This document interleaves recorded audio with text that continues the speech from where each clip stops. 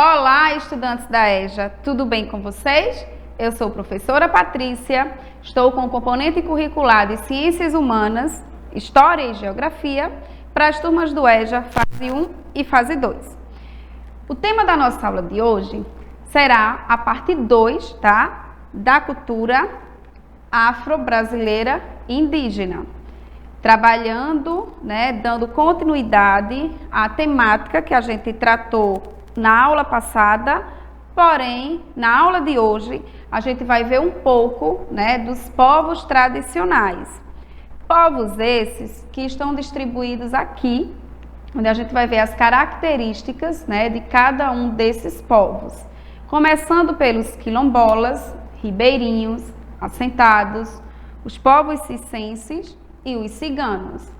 Quando falamos de quilombola, inclusive na aula passada, a gente falou um pouquinho de Zumbi dos Palmares, o quilombo do Zumbi dos Palmares, e hoje a gente vai ver, numa visão geral, o que são esses quilombolas, tá? Então aqui eu destaco um conceito que diz o seguinte: quilombolas são os descendentes e remanescentes de comunidades formadas por escravizados fugitivos, ou os quilombos, entre o século XVI e o ano de 1888, que foi o período onde a gente teve a lei que libertava os escravos, quando houve ali a abolição da escravatura no Brasil. Então, esses quilombolas, eles vão ser justamente aqueles povos que vão estar ali formando, aquele local de negros que fugiam, por exemplo, do trabalho ali que maltratava tanto ele, como, por exemplo, ali daquele trabalho forçado, daquele trabalho desenvolvendo ali o açúcar, E aí eles iam se refugiar nesses locais, geralmente em locais, de matas, de difícil acesso, para dificultar, que as pessoas encontrassem, que as pessoas localizassem, esse esconderijo aí onde eles estavam ali tentando, se esconder. Pernambuco, ele tem 196 territórios quilombolas, somando mais de 500 comunidades quilombolas e uma população aproximada de 250 mil quilombolas, e grande parte dessas comunidades vive, da agricultura familiar, e outra parte encontra-se impedida de produzir por não terem seus territórios regularizados. O que seria essa agricultura familiar? É aquela agricultura onde as pessoas que estão desenvolvendo ela vai plantar, colher para o sustento da família. Caso tenha algum excedente, essa família ela vai poder trocar ali, ela vai poder vender, comercializar. Mas aí, a princípio, é para o sustento ali da própria família que está desenvolvendo um determinado gênero agrícola. Aqui é uma visão geral da presença desses quilombolas no Brasil.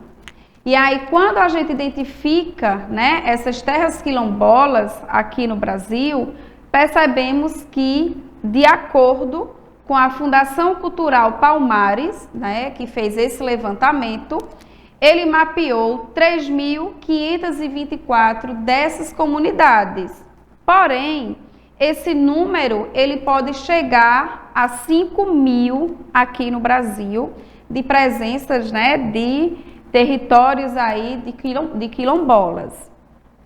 Um outro povo aí tradicional, que é importante a gente destacar, são os ribeirinhos, que são aqueles povos, aquelas comunidades que vivem à margem, que dependem ali do rio, para a sua sobrevivência, para o seu sustento.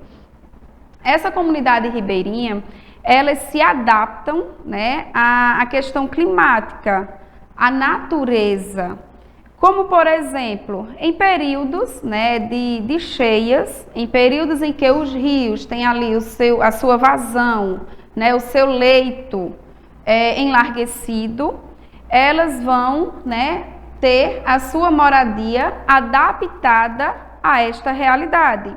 Então, essa foto aqui, essa segunda imagem aqui na parte inferior, a gente percebe que as casas, né, elas estão ali numa estrutura mais elevada, né, de madeiras, justamente para quando chegar esse período de cheia, né, essa vazão aí do rio aumentar, essa água ela não consiga invadir a residência, invadir a casa dessa comunidade ribeirinha.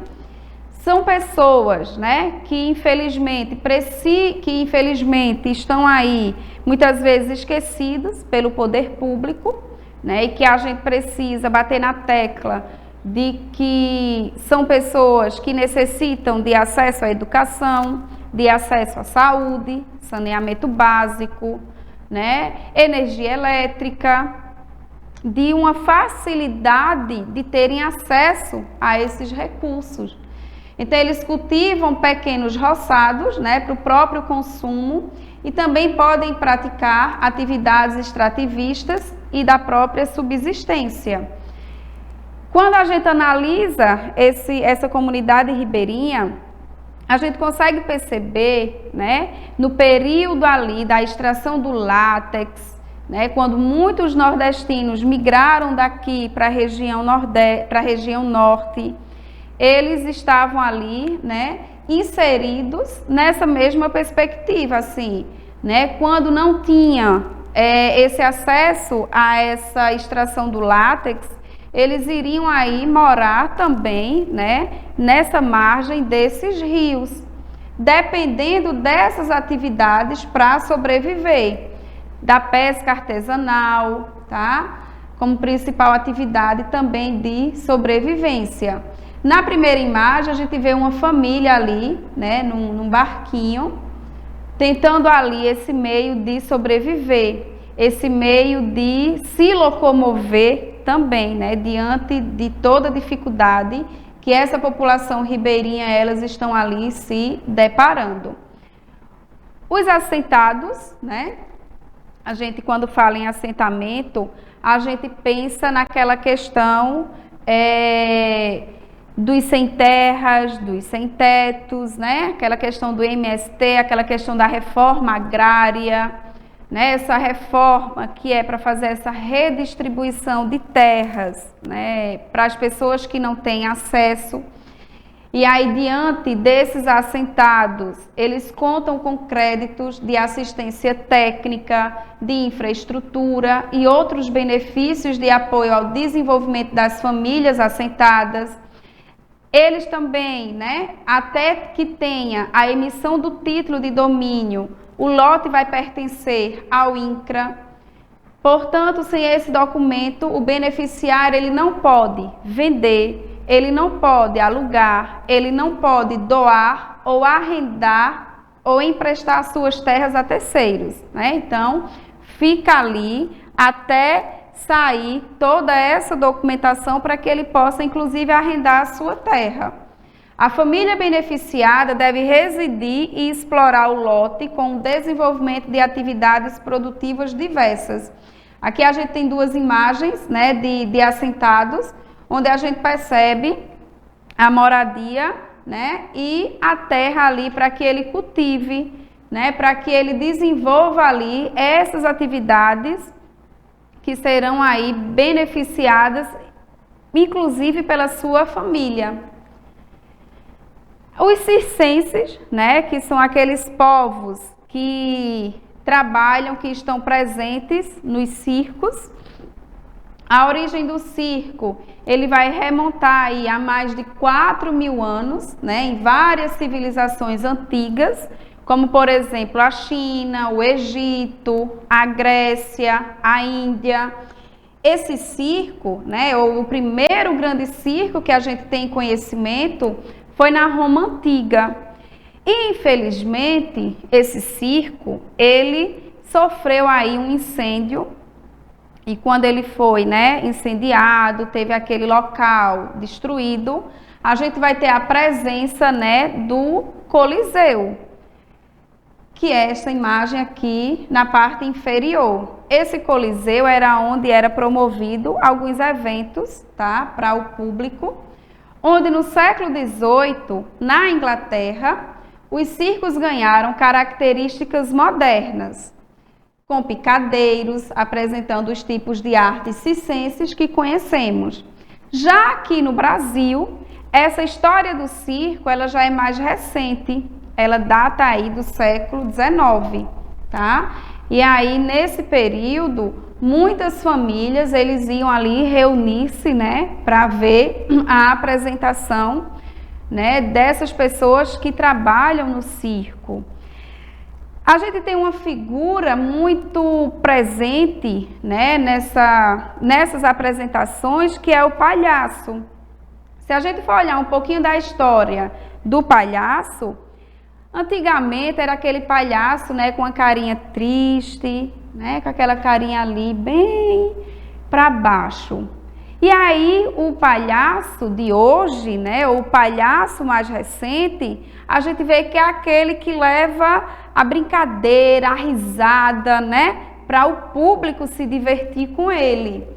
Então, assim como, né, os ciganos que a gente vai ver mais na frente, as pessoas do circense, eles também são considerados povos nômades, tá? Eles vivem se deslocando. E é devido a esse deslocamento que esses povos realizam que eles encontram algumas dificuldades, né? Muitos, por exemplo, não são ali contabilizados no censo, né, do Instituto Brasileiro de Geografia e Estatística, porque eles não têm moradia fixa. Eles encontram dificuldades, inclusive, de entrar em uma determinada cidade, tá? Para colocar ali, né, para montar o circo e trazer a sua apresentação. O circo, ele é uma manifestação artística e popular que consiste em um grupo de artistas com habilidades distintas que geralmente apresentam-se em shows itinerantes, ou seja, aqueles shows que vão sendo percorridos, né, nas diversas cidades. Quando a gente vai, né, visitar, quando a gente vai assistir a alguma peça aí, né, nos circos, a gente consegue perceber a presença de algumas figuras, de alguns personagens, né, como, por exemplo, os palhaços, que aí eu disse que eles trazem, né, essa felicidade estampada aí, né, nos seus rostos, e também transfere essa felicidade para a gente. Os malabaristas, os trapezistas, os contorcionistas, os domadores de animais, equilibristas de corda bamba. Então, são pessoas, né, como as imagens mostram aí, que carrega aquele colorido, né, aquela diversidade, para que nós, né, pessoas que estão ali na plateia, tenha essa atenção voltada para esse povo aí circense. Um outro povo tradicional, tá, que eu destaco na aula de hoje, são os ciganos, tá? Não se tem especificamente uma origem, né, dos ciganos. As pesquisas que eu realizei, ele apontava que os primeiros registros, né, desses povos, ele remonta à Índia, tá? Mas existem pesquisas que falam que não se tem origem, tá? Onde vivem os ciganos? Então, a gente percebe que os países que vamos ter a presença desses ciganos em um número elevado são os Estados Unidos, o Brasil e a Espanha. Assim como os povos que trabalham lá no circo, né, os circenses, esses ciganos, eles também são nômades, tá? Eles não têm ali uma moradia fixa, eles vivem se deslocando. E nesse deslocamento é que a gente vai ter hoje os ciganos espalhados, né, na grande maioria das cidades, inclusive aqui do Brasil. E aí esses ciganos, eles chegaram aqui no Brasil no período aí das grandes navegações, né, e aí para o povo lá, né, para os portugueses, para os espanhóis, eles até gostaram, né, que esses ciganos, eles viessem aqui, né, por meio dessas grandes navegações, porque infelizmente os ciganos, eles não são assim bom vistos, né, na sociedade, infelizmente, né, eles sofrem ainda também muito preconceito, tá?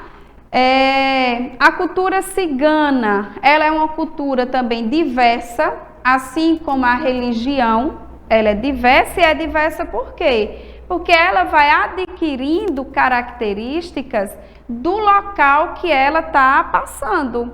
Então, por exemplo, quando ele chega aqui, que se depara, por exemplo, com uma comunidade que tem a religião católica, ele vai praticar ali a religião católica, a religião de matriz africana, ele vai praticar o espiritismo, então eles estão muito ligados às características da comunidade onde ele está ali inserido, tá? Então, ele traz essa diversidade. A dança é uma dança assim mais sensual, né? As mulheres, por exemplo, utilizam aquelas saias longas com várias joias, né? Que desperte, que chame a atenção. E ainda, né? A gente vai ter esse preconceito, infelizmente, contra os ciganos. E aí, como eu já havia falado anteriormente, os ciganos, eles são nômades. Os ciganos praticam leituras das mãos, de cartas, tarô e até acreditam no poder das ervas para a cura do corpo e da mente. Por muito tempo, tá? Não é apenas de hoje que esses ciganos eles têm esse preconceito, mas inclusive no período da Segunda Guerra, eles também foram vítimas, né, de preconceito, porque só existia, né, por exemplo, naquela época do nazismo, só existia aí uma questão de uma raça superior, que era a raça ariana. Os ciganos, né, por exemplo, eles eram discriminados.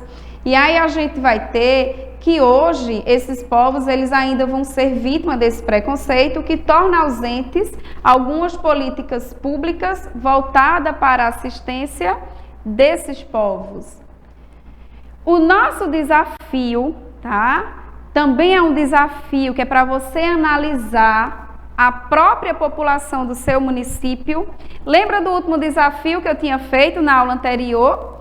Que era para você analisar dentro da sua comunidade, dentro da sua família, alguém que tivesse a etnia negra e você trouxesse ali características dessa pessoa, o quanto essa pessoa é importante para a gente, para você, para a sociedade como um todo.